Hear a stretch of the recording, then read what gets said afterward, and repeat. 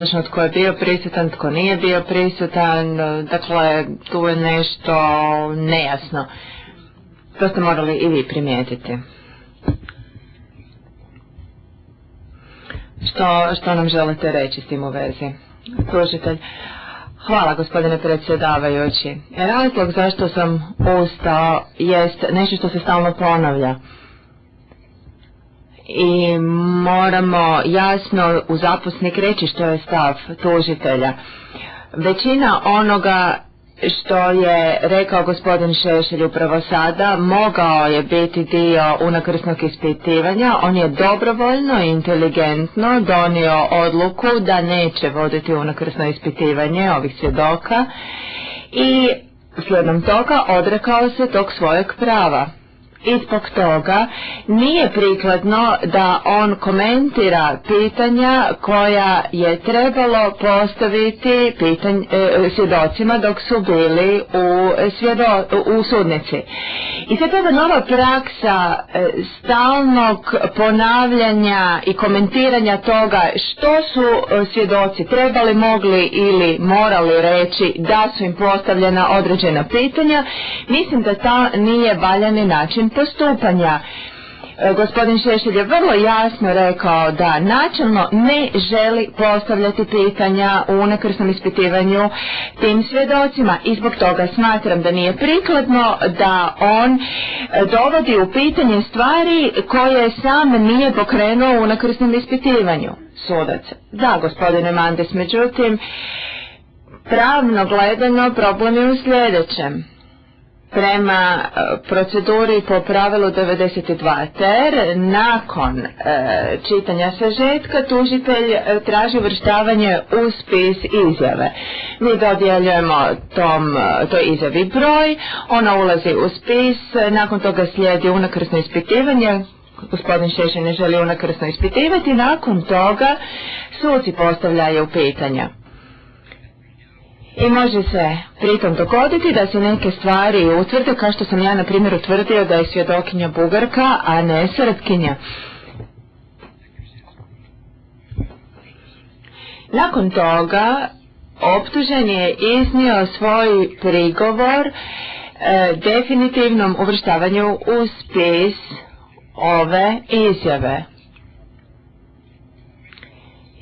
I to na temelju toga što na osnovi nekih elemenata postoji mogućnost da postoje određeni problemi.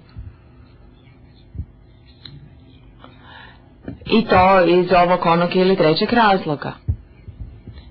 Tužitelj.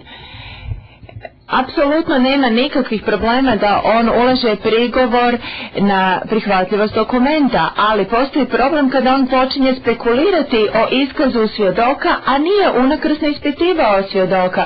To temeljno nije pravično, jer on dopušta da se svjedoka izvede iz sudnice i nakon toga se počinje spekulirati o tome što je netko trebao reći. Takva se pitanja trebaju postaviti u unakrsnom ispitivanju. On svakako može osporavati prihvaćanje dokumenta, on to treba učiniti u pravom trenutku i to u trenutku kada je svjedok u sudnici, a ne nakon što je svjedok izašao iz sudnice i kada se svjedoka više ne može ispitivati.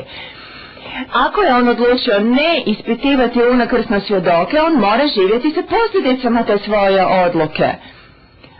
Očigledno je da je on donio svjesnu odluku da neće unakrsno ispitivati, prema tome on mora se pridržavati te svoje odluke kao i konsekvencija te odluke. Kaže. Recimo da se isključe svi mikrofoni koji nisu u upotrebi. Hvala. Sudac, gospodine Šešelj, postoje dvije stvari. Jedna je bit, a druga forma.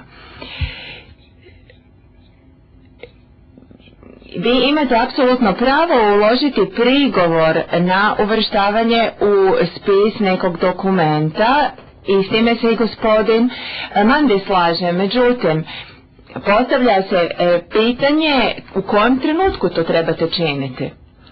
Dakle, ne kada svjedok već napusti sudnicu. Dakle, gospodine Šešelj, željeli ste pokrenuti još jedno pitanje. Moram prvo odgovoriti gospodinu Mandisu.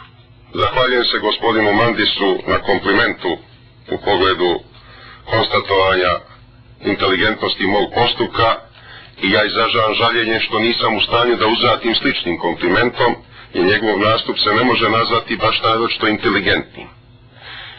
Ovo što sam ja izneo kao svoju primjedbu nema nikakve veze sa unakrsnim ispitivanjem. Moja primjedba je utemeljena na formi dokumenta koji je ponuđen.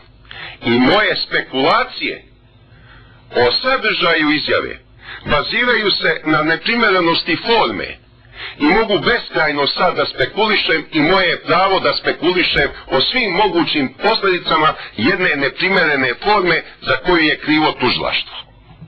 Vi ste trebali da razmišljate kad ste ovo podnijeli. I skrećem vam pažnju, gospodo sudije, kad pogledate ovaj atest koji je izdao predsjedavajući službenik tribunala, vidite da pri kraju ima rubrika dodatne napomene. Zašto tu dodatnim napomenama nije navedeno da je svedokinja dala dodatak svojoj izjavi? Zašto u tom atestu to nije registrovano? Zašto nam je ovaj dodatak izjavi ovako divlje podmetnut u registrator?